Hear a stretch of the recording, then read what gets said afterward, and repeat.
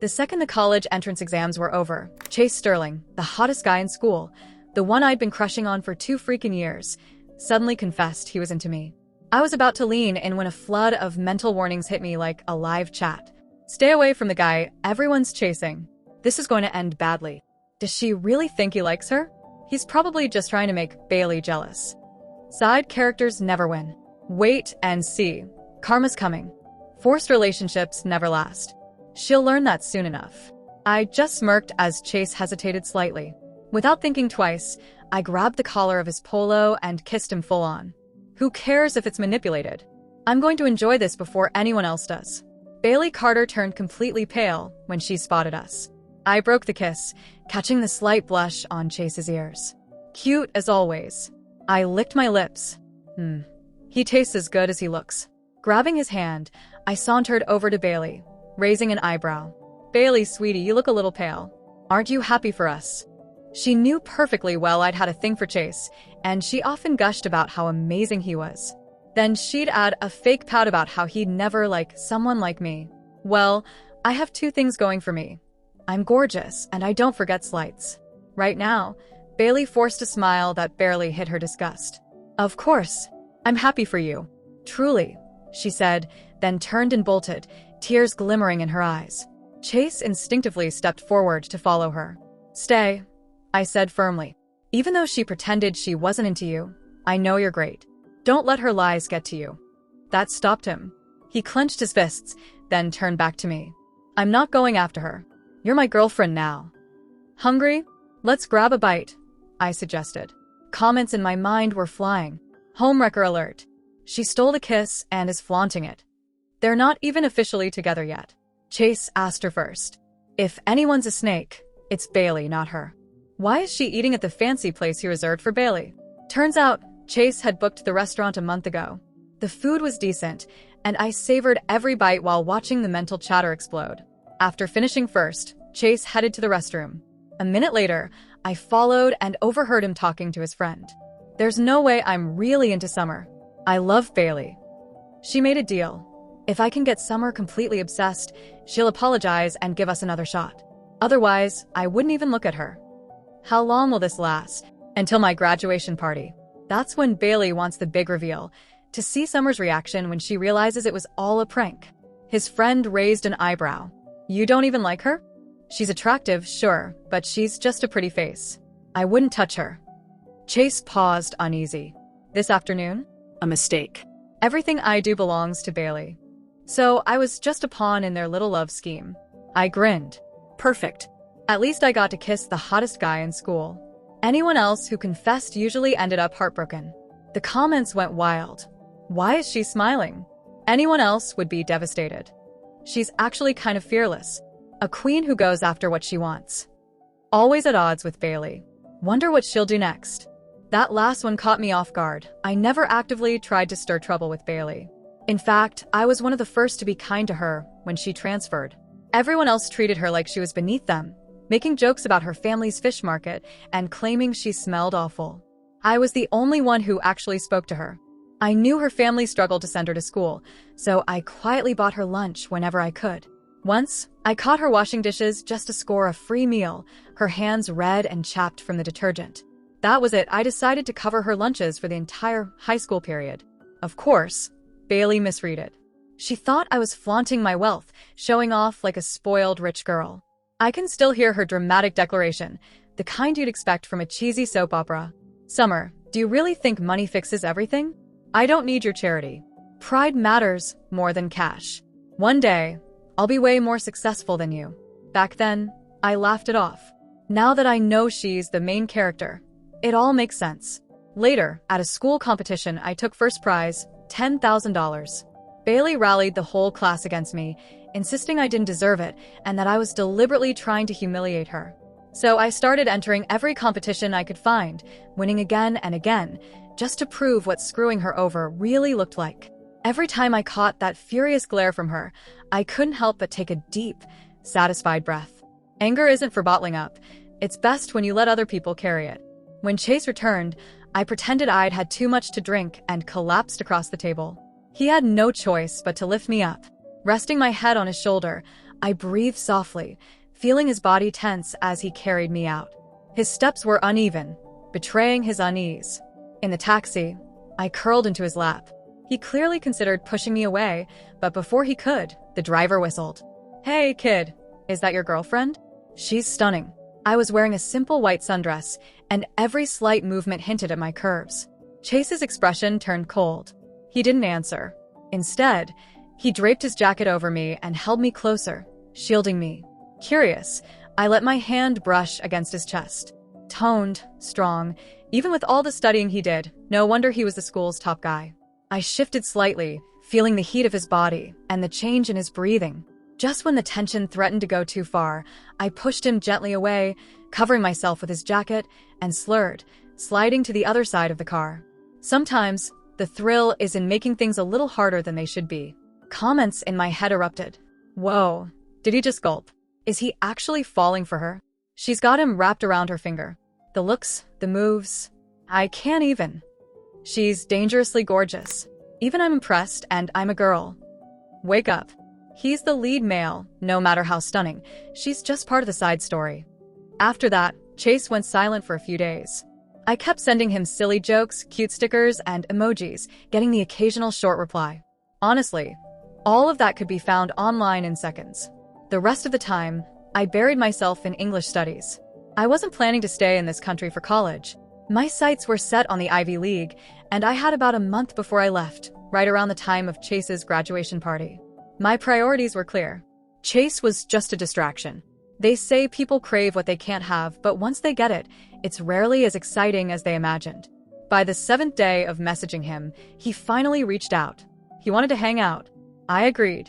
I picked my cutest outfit, did my makeup, and got ready to leave. Then the mental chatter started again. Apparently, Bailey and Chase had a huge argument about that kiss. He planned to take me to her family's fish market, perfect for a little jealousy. I grinned. Before leaving, I dabbed a bit of his favorite perfume on my wrist. When I reached the car, Chase was already waiting. The moment I slid into the passenger seat, I could sense his dark mood radiating. Definitely not in a good one.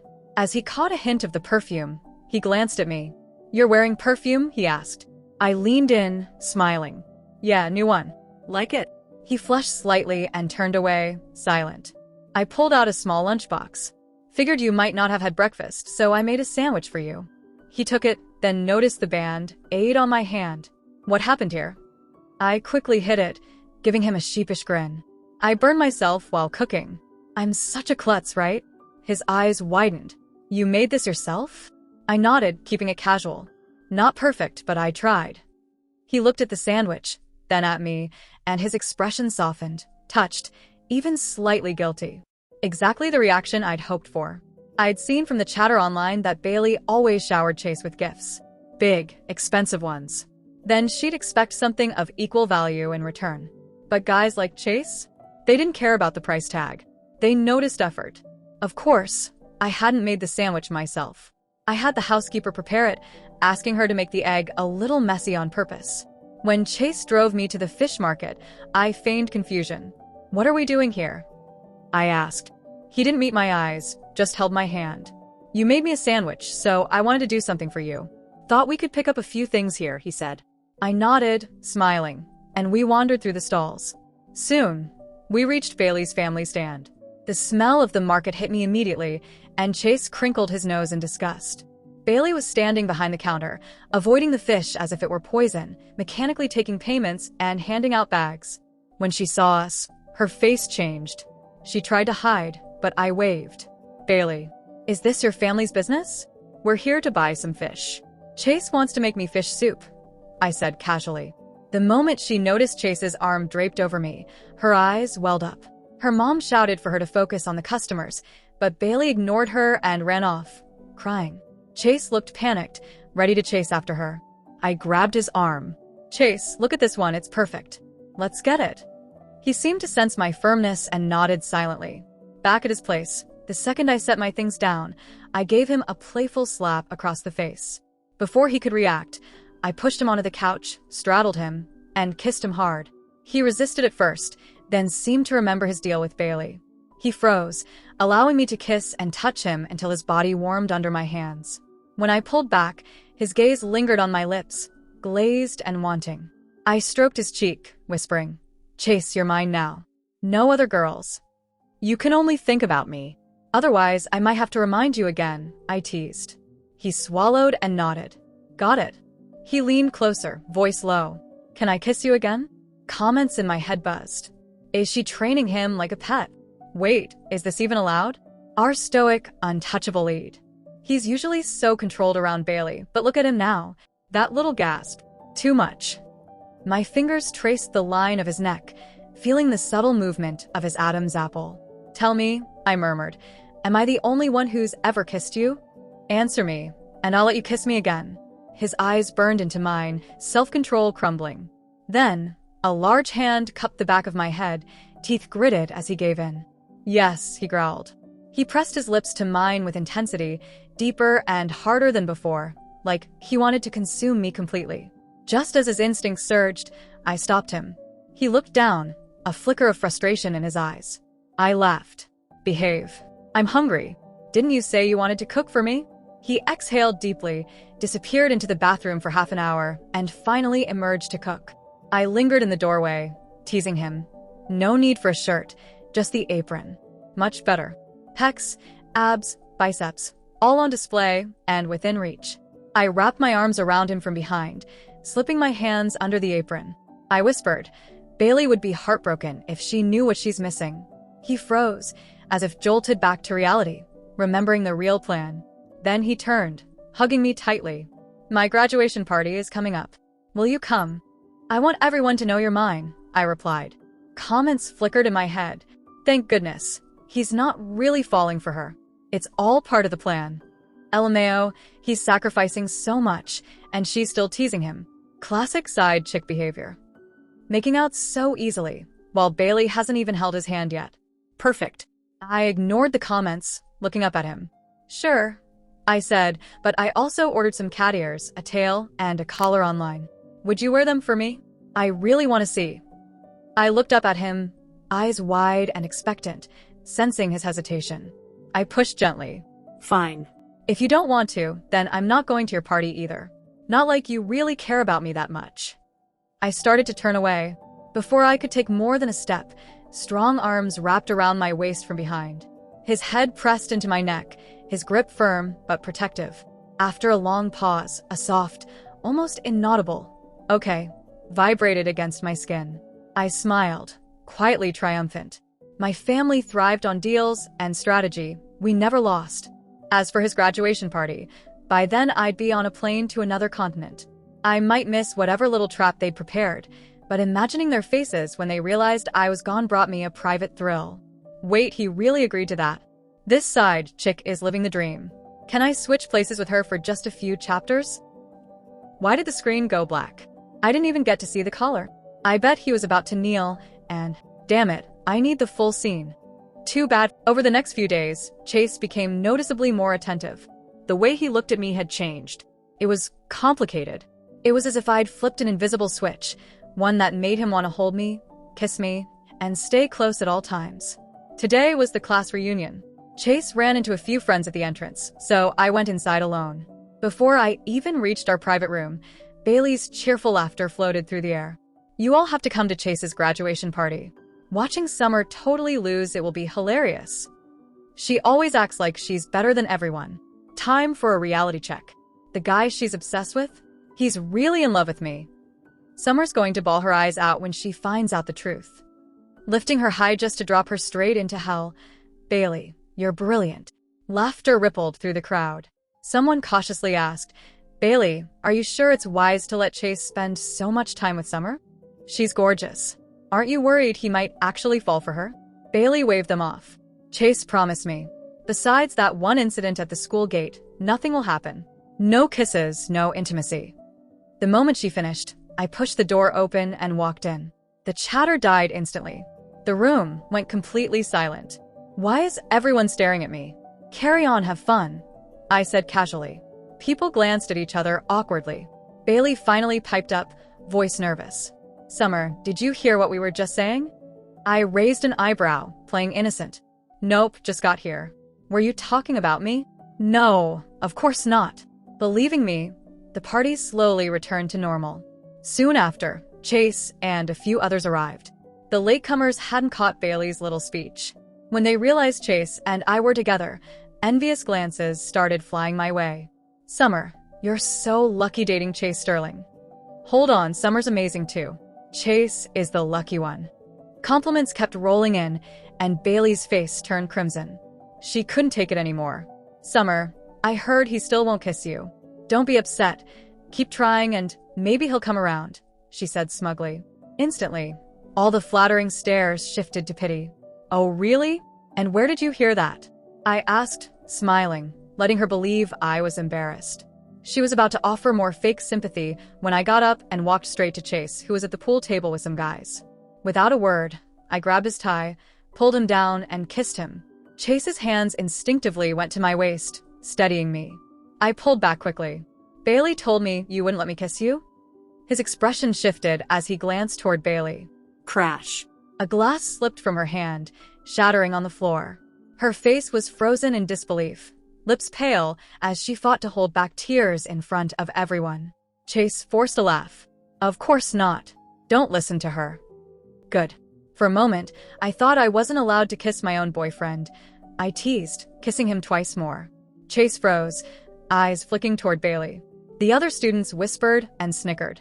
And she thought he liked her so much, someone murmured. Look at him. How many times has he kissed another girl now? She basically handed over her ripped boyfriend. What's there to be proud of? After the party, we went back to his place. Chase headed to the shower, and his phone buzzed. Curious, I peeked. It was a message from Bailey. With no passcode set, I couldn't resist opening it. Bailey, you promised not to kiss her again. Chase, I couldn't help it. She was being persistent. Bailey, then why did you pull away when I tried to hug you earlier? Chase, you smelled like the market. What if Summer noticed? Bailey, other than kissing, have you done anything else? Chase, no. The last buzz was Bailey sending a cute emoji. Already scheming, clearly. By the time Chase emerged, I'd returned his phone. Wrapped in only a towel, he drew me close, nuzzling my neck. The message was clear, but suddenly, I wasn't interested. His touch felt irritating. Once you have something, it turns out you don't always want it. I pushed him away, scrunching my nose. What is that smell? You reek. It's kind of fishy. Panic flashed in his eyes. You're overreacting, he muttered, moving closer, but I dodged him. You smell awful. I'm leaving. Ignoring his protests, I grabbed my bag and walked straight out, leaving him stunned. For the next few days, I ignored Chase entirely. I was too busy preparing for studying abroad. When he messaged me, I responded with single-word answers. According to the chatter online, calling him stinky had made him colder toward Bailey as well. He kept his distance from her, no matter how much she cried. Chase would comfort her and then immediately pull back, leaving her frustrated. What happened to the male lead? He used to wait in the snow just to get her favorite treats. Now he won't even go near her? That side character is ruining everything. Can the author just remove her already? At least the graduation party plan is still intact. He probably feels guilty, but Bailey's still the one he loves. I ignored all of it. Chase's feelings didn't matter to me. I was done. I had my own life to focus on, and he wasn't part of it.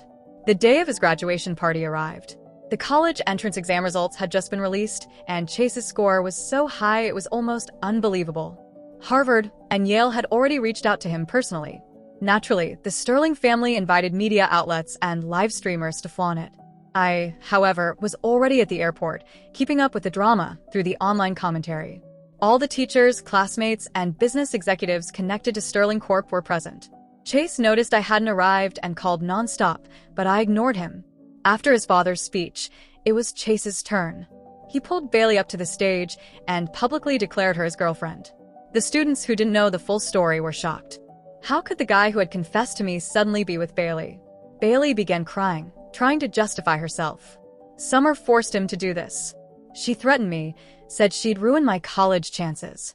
I'm just a normal person, not rich like her, but I deserve happiness too.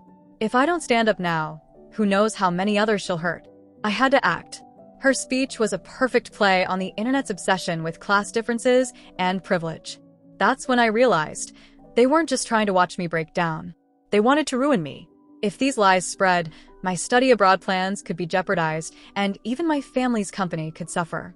Reporters surged forward, cameras flashing. Bailey was glowing, basking in her victory.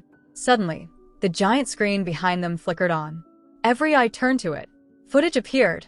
Audio, video, and text messages showing Chase and Bailey plotting against me.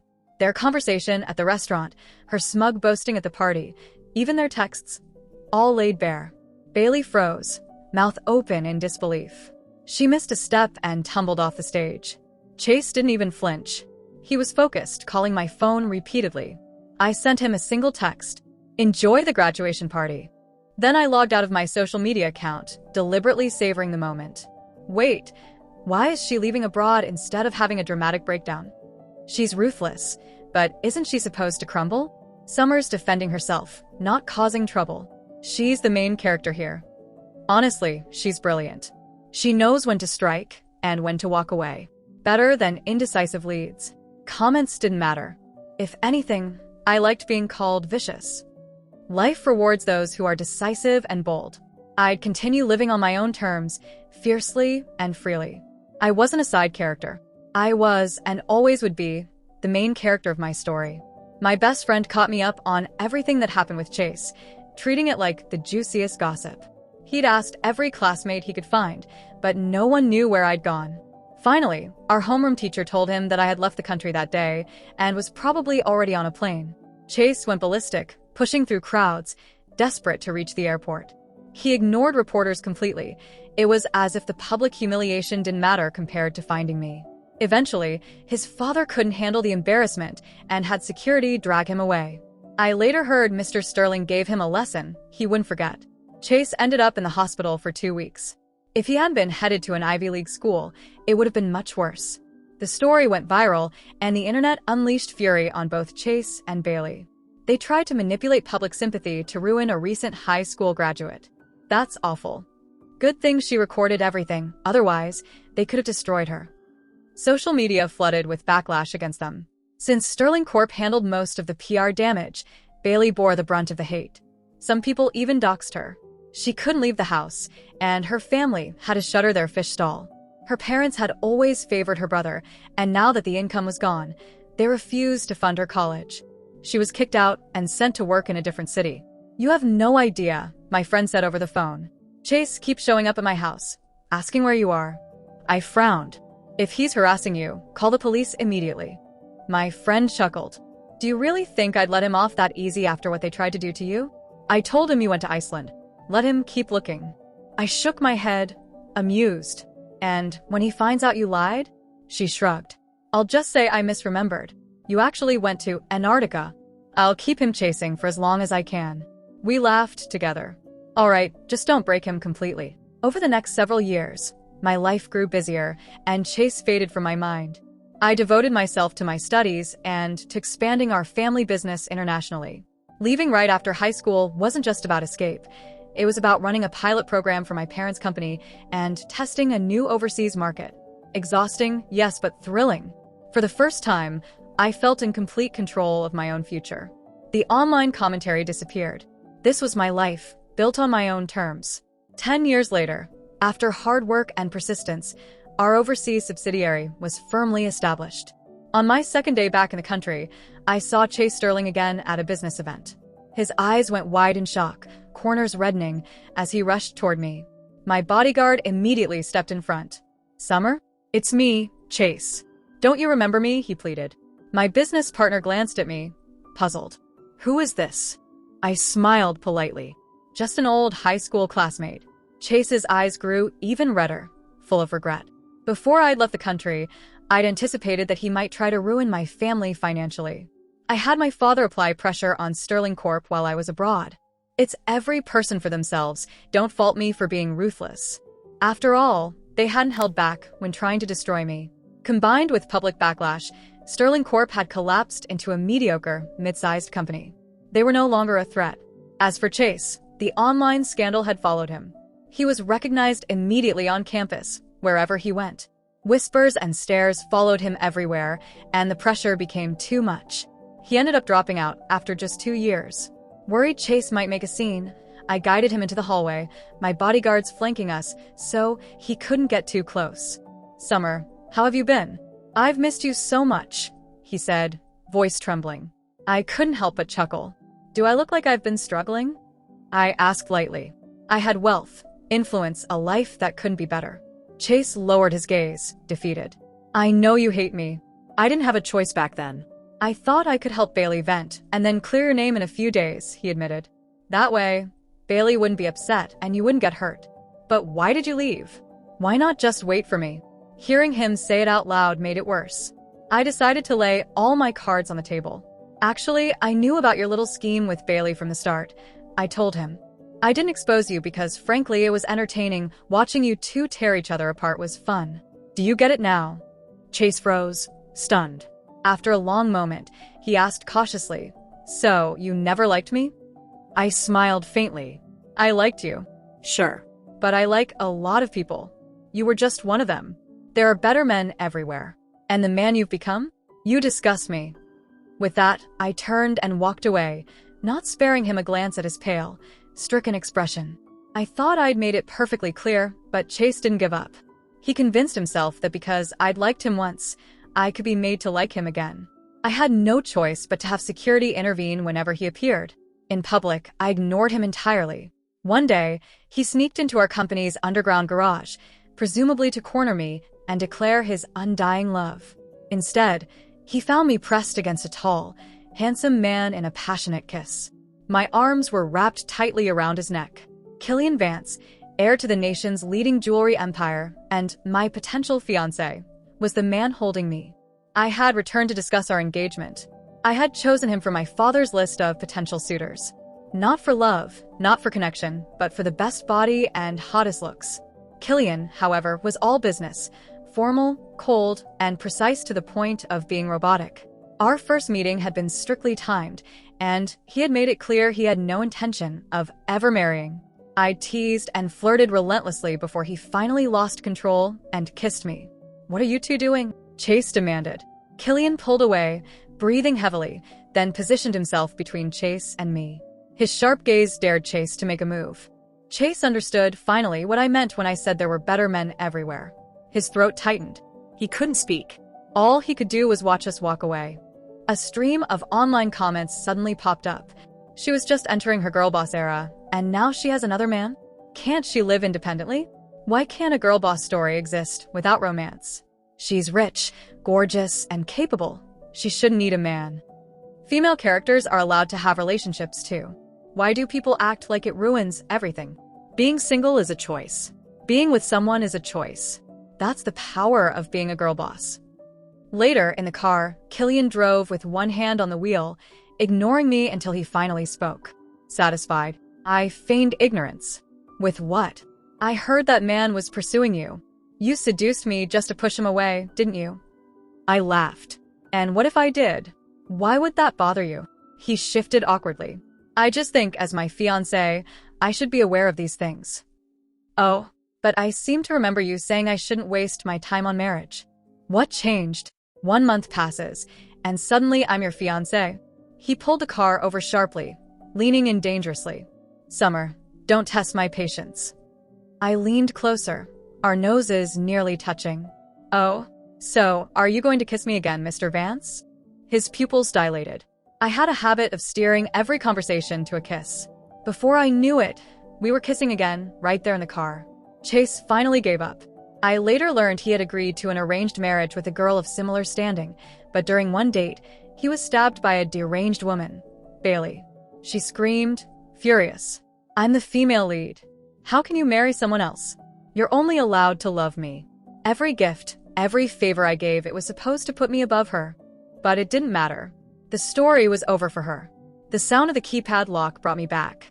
Killian entered, hair damp from the rain, carrying my favorite strawberry shortcake.